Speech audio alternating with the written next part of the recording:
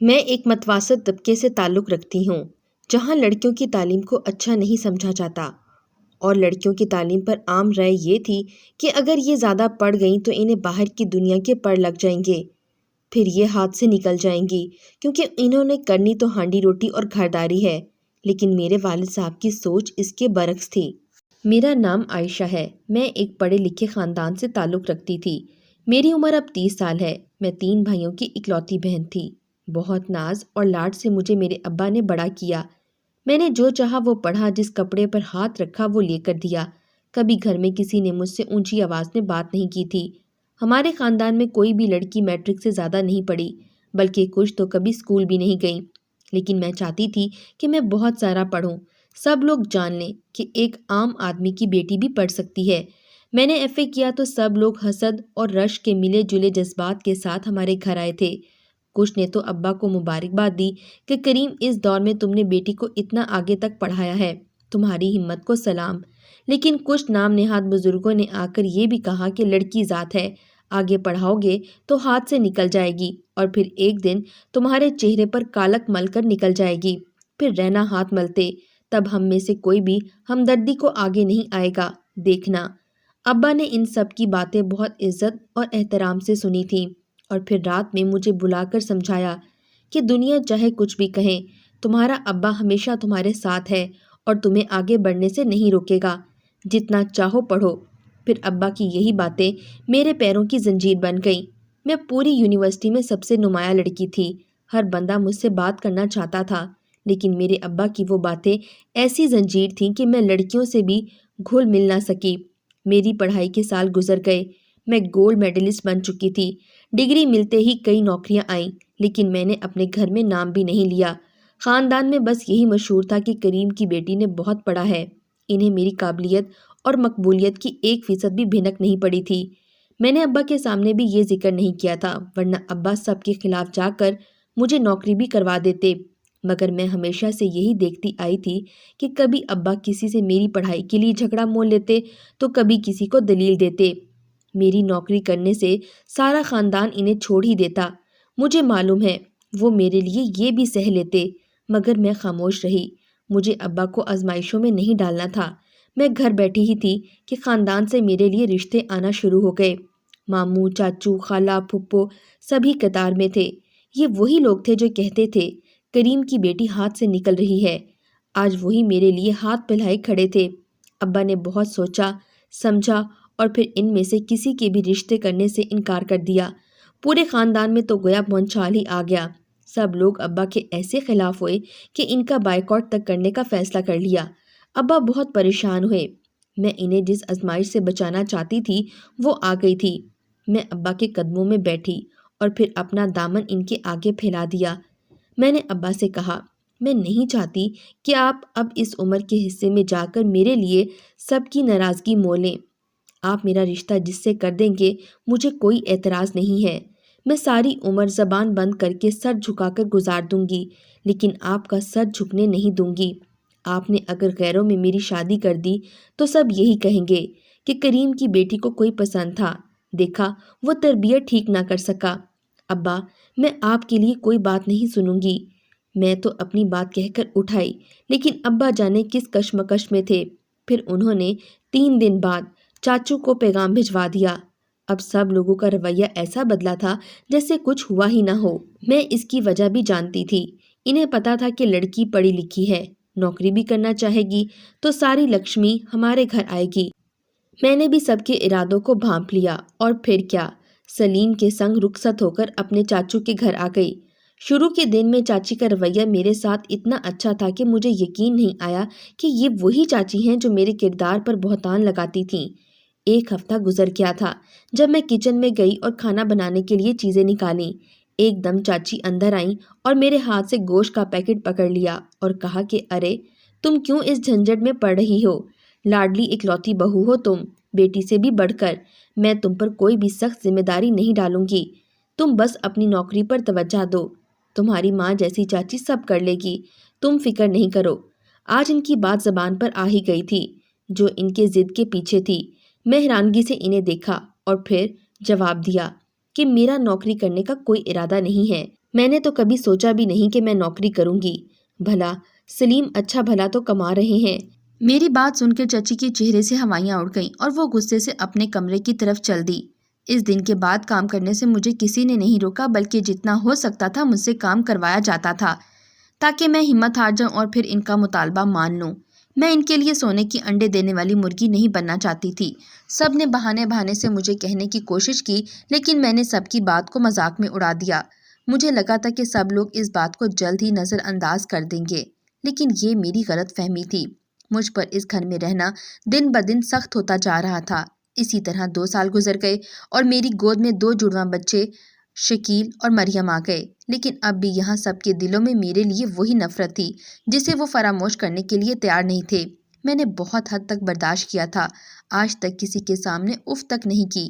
مجھے اب لگنے لگا کہ سب تھم سا گیا ہے، اور پھر میری زندگی میں کوہرام تب مچا جب سلیم میرے سر پر سوتن لے آئے۔ کچھ دنوں سے وہ سب لوگ باہر رہتے تھے، مجھے دیکھ کر ہنستے، لیکن مجھے اندازہ بھی نہیں تھا کہ یہ ہو جائے گا۔ چچی دوسری بہو لے کر آئی تھی جو نوکری بھی کرتی تھی اور ماڈرن بھی تھی۔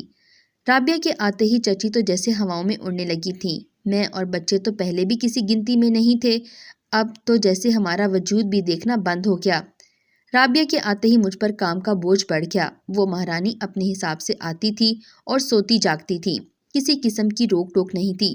شادی کے تیسرے ہی دن وہ اپنے کام پر چلی گئی اور بہت معذرت کی کہ اسے چھٹیاں نہیں مل سکتی۔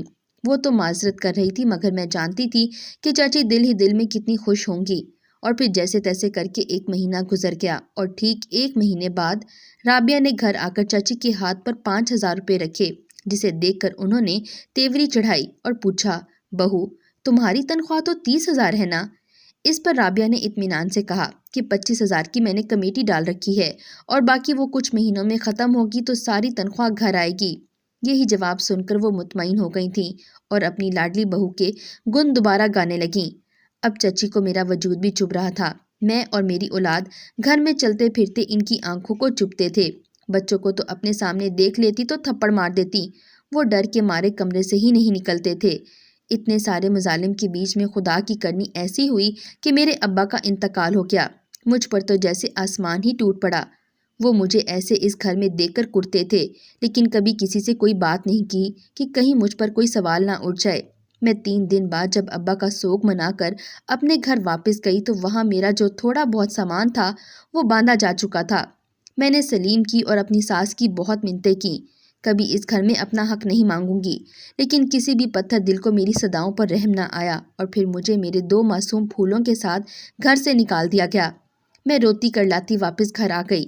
میرے بھائیوں نے میرے سر پر ہاتھ رکھا تھا اور بنا کچھ کہے مجھے سینے سے لگا لیا تھا، کیونکہ وہ بھی آج تک اپنی لاڈلی بہن پر ڈھائے جانے والے ظلم سے انجان نہیں تھے۔ مجھے ابا کے گھر رہتے 2 ہفتے ہی ہوئے کہ میں نے اپنے بھابھیوں کو بات کرتے سنا کہ اب اس مہنگائی کے دور میں یہ اور اس کے بچے بھی ہم پر عمر بھر کے لیے بوجھ بننے آ گئے ہیں۔ بھلا سسرال والوں کو ہی نوکری کر کے کھلا دیتی، یہاں تو نہ آ کر ہمارا سکون برباد کرتی۔ یہ جملے سن کر میرے دل پر چھریاں چل گئیں اور میں ساری رات روتی رہی۔ پھر میرے ذہن میں اگلے ہی دن ایک خیال آیا۔ میں بچے بھابھی کے پاس چھوڑ کر بازار کا کہہ کر چلی گئی اور اپنی CV شہر کے بڑے کالجوں میں دے دی۔ میں MPhil کی ڈگری کے ساتھ اور چمکتا ہوا میرا گولڈ میڈل میری اہمیت سب کو بتانے کے لیے کافی تھا۔ میں خاموشی سے گھر آ گئی تھی اور اگلے ہی دن مجھے ہر جگہ سے کال آنے لگی۔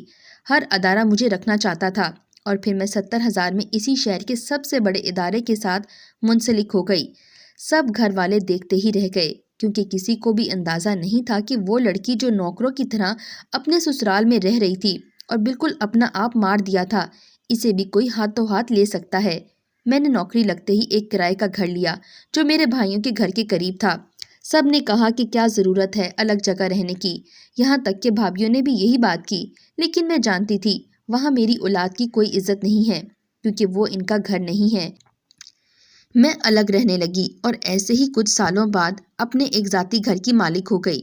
کچھ دن قبل میرا ہسپتال جانا ہوا کیونکہ میری کولیگ بیمار تھی۔ میں وہاں گئی تو ایک کمرے سے مجھے کچھ جانی پہچانی آوازیں سنائی دیں۔ میں ٹھٹک کر رک گئی۔ وہ تو رابعہ تھی میری سوتن، اور بستر پر پڑا نڈھال وجود میرے شوہر سلیم کا تھا جنہیں فالج کا اٹیک ہوا تھا۔ چچی رابعہ کے پیروں میں بیٹھی منتیں کر رہی تھی کہ سلیم کی دوائیاں منگوا دے ورنہ وہ مر جائے گا، لیکن رابعہ چہرے پر سختی لیے ہوئے بولی کہ اتنا وقت آپ لوگ میرے ٹکڑوں پر پلے ہیں، اب یہ خرچہ بھی میں کروں؟ یہ کون سا کچھ کما کر لاتا ہے، مرنے دیں۔ اس کے الفاظ سن کر مجھے اپنا وقت یاد آیا تھا۔ جیسے ہی رابعہ باہر آنے لگی میں ایک طرف ہو گئی اور پھر وہ چلی گئی۔ تب میں اندر گئی جہاں چچی بیٹھی رو رہی تھیں۔ میں گئی تو انہوں نے سر اٹھا کر مجھے دیکھا اور بے یقینی سے دیکھتی رہیں، جیسے میرے سامنے آنے کی انہیں بالکل امید نہیں تھی۔ اس سے پہلے کہ میں کچھ بھی کہتی، چچی نے میرے پاؤں پکڑ لیے اور رونا شروع کیا، اور وہ اونچی اونچی آواز میں مجھ سے معافی مانگ رہی تھیں۔ میں نے سپاٹ چہرے کے ساتھ انہیں اٹھایا اور پھر پوچھا کہ آخر ہوا کیا ہے؟ تب انہوں نے بتایا۔ جیسے ہی سب نے مجھے گھر سے نکالا تب سب کام چچی اور رابعہ پر آ گئے تھے۔ چچی کی بوڑھی ہڈیوں میں جان ہی نہیں تھی کہ کچھ کر سکتی۔ دوسرا، میں نے انہیں ایسی عادت ڈال دی تھی کہ اب چائے بھی بنانا مشکل لگ رہا تھا۔ انہوں نے رابعہ سے کہا کہ بیٹا گھر کے کام بھی کرو، مجھ اکیلی جان میں اتنی ہمت نہیں رہی۔ تب اس نے کہا میں تو کما کر لاتی ہوں، میں کیا کروں؟ اور جب کام والی لگوانے کا کہا تو کم تنخواہ کا رونا شروع کر دیا۔ میرے جاتے ہی سب چاچی پر آ پڑا تو انہیں احساس ہوا کہ کام کرنے والی لڑکیاں اصل میں ہوتی کیسی ہیں۔ وہ کام کرتی تھی لیکن انہیں جوتے کی نوک پر رکھتی تھی۔ اب سلیم کو فالج کا اٹیک ہوا تھا اور وہ معذور ہو گیا تھا، خود سے کھانا کھانا بھی اس کے لیے محال تھا۔ چچی نے مجھ سے کہا کہ انہیں معاف کر دو اور بچوں کے ساتھ واپس آ جاؤ۔ میں نے ان کی آنکھوں میں دیکھا اور پھر اپنا وقت یاد کیا۔ ایک لمحے میں فیصلہ ہو گیا۔ میں نے اپنے پرس سے 1 لاکھ نکال کر ان کے ہاتھ پر رکھا اور چلی آئی۔ اب میں ان کو ماہانہ رقم بھیج دیتی ہوں، کیونکہ رابعہ تو جا چکی ہے۔ رابعہ نے طلاق لے لی تھی، لیکن میرا شوہر مجھ سے بہت معافی مانگتا تھا کہ میں اسے معاف کر دوں، لیکن نہیں، گزرا وقت واپس نہیں آتا۔ ان کے دیے گئے دکھ نے میرے باپ کو غم اور تکلیف سے مار دیا، اور میرے بچوں نے بہت تکلیف دیکھی تھی۔ میرے لیے اسے معاف کرنا ناممکن ہے۔